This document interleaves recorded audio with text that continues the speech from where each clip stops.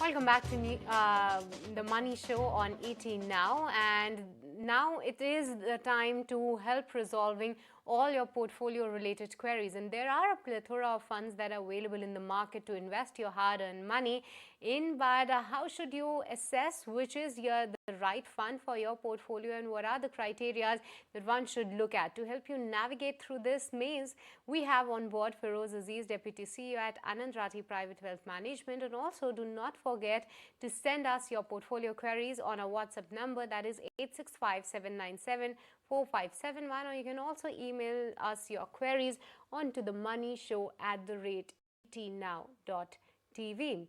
But with this, let's quickly kickstart taking all your all your portfolio related queries. And onto this particular segment, we try to connect live with our viewers. So onto the phone line, we have Prashant, and Feroz, Prashant has a portfolio query. He will share his portfolio with you. Prashant, a very good evening to you. Please go on.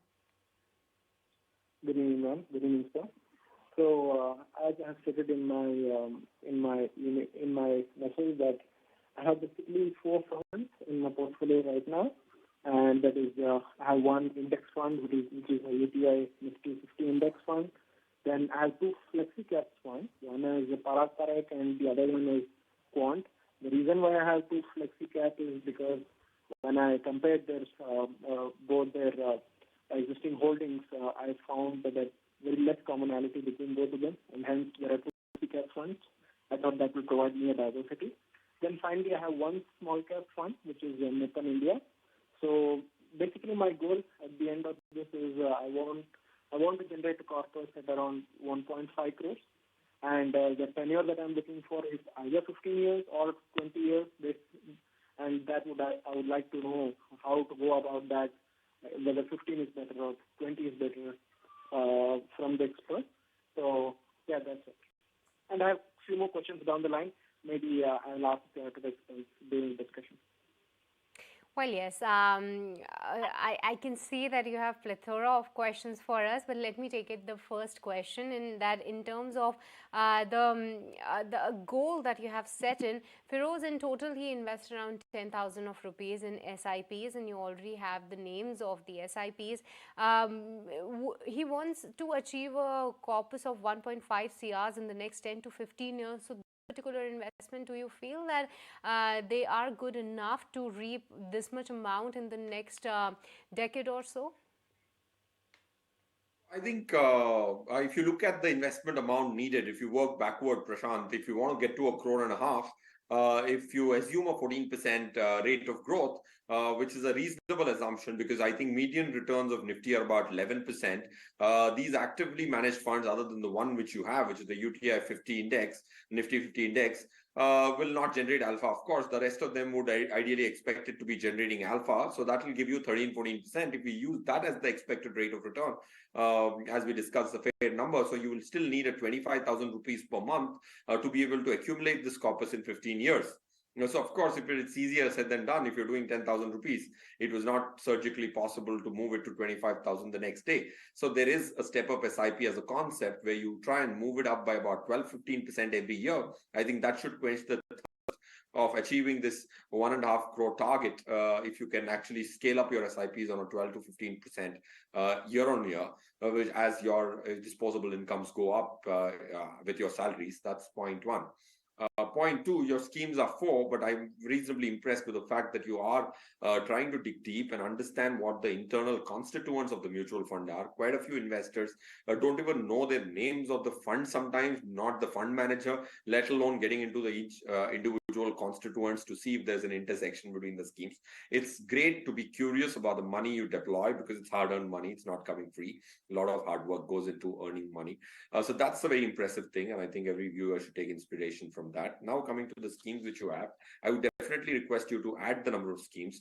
We concluded a study which of about 300 portfolios in the laboratory to find out whether 4 schemes are good enough. Our conclusion was that even if you have 10,000 rupees, and 8-9 schemes could be relevant, statistically provable again. So I think you have headroom to add more schemes.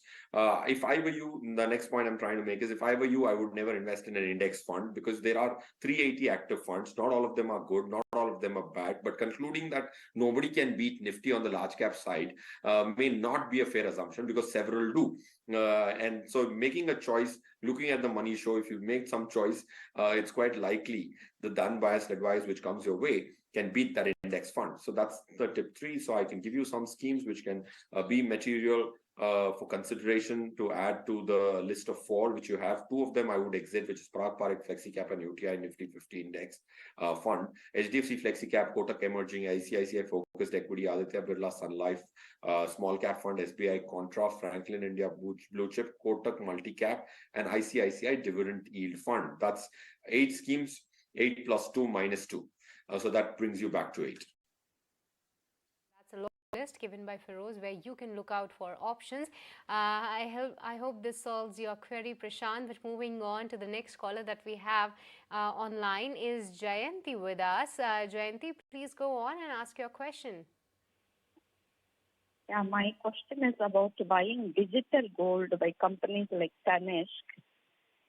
Is it a better way of investing than physical gold due to safety reasons? What is the cost effect?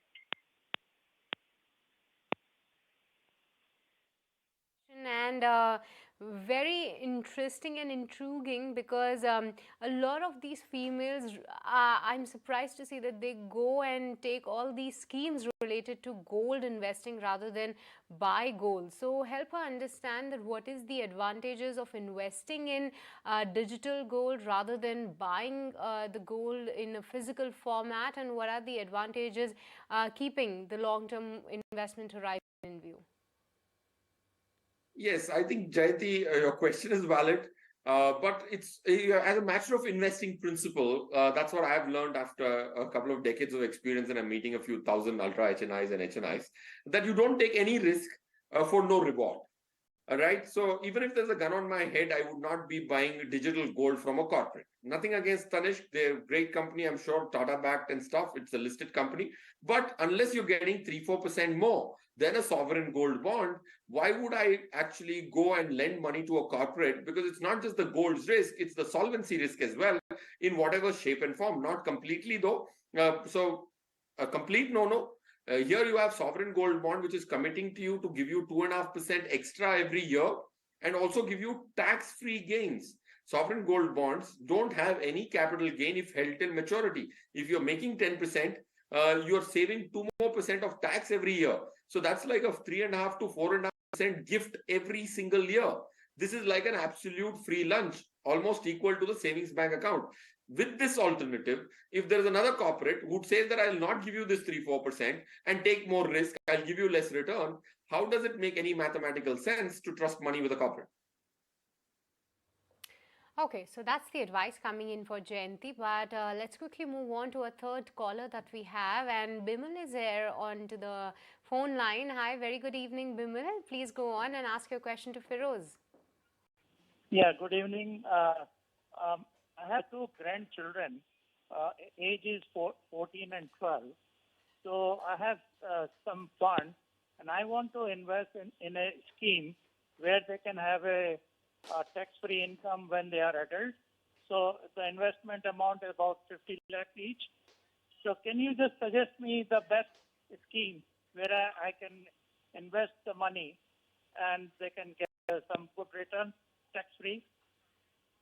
Well, yes, absolutely. Feroz, you heard his question. He's looking to invest for his grandchildren. One is age 12 and the other one is 14.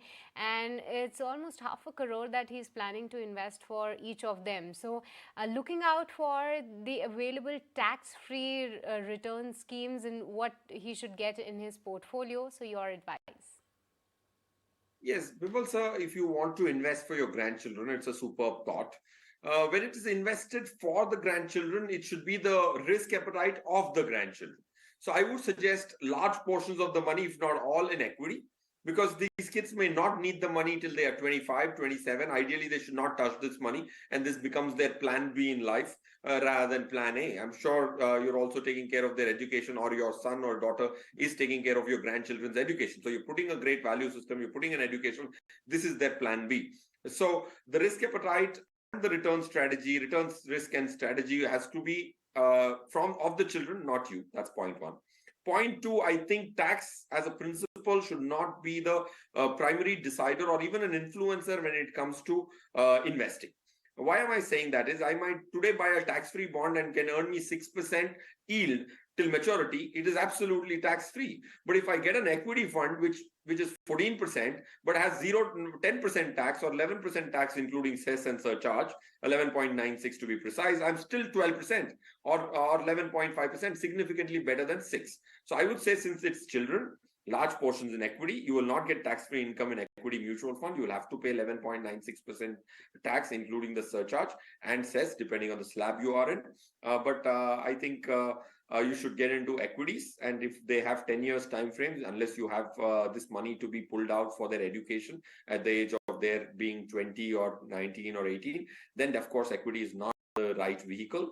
But if that's not the case, and if this is just a plan B for the children, then I think equity is the way to go. There are several schemes which we believe are futuristically good to perform, are flashing on your screen. I can read them out to you.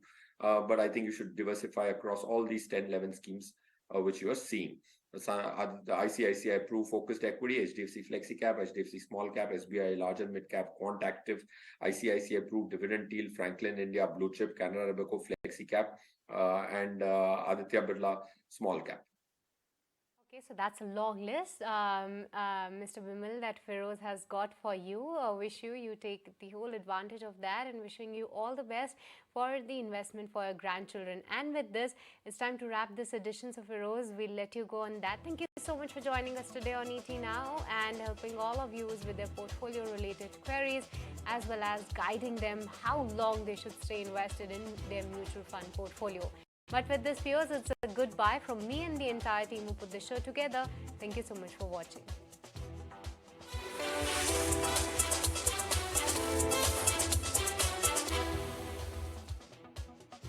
पानी से भरी बाल्टी जो जल्दी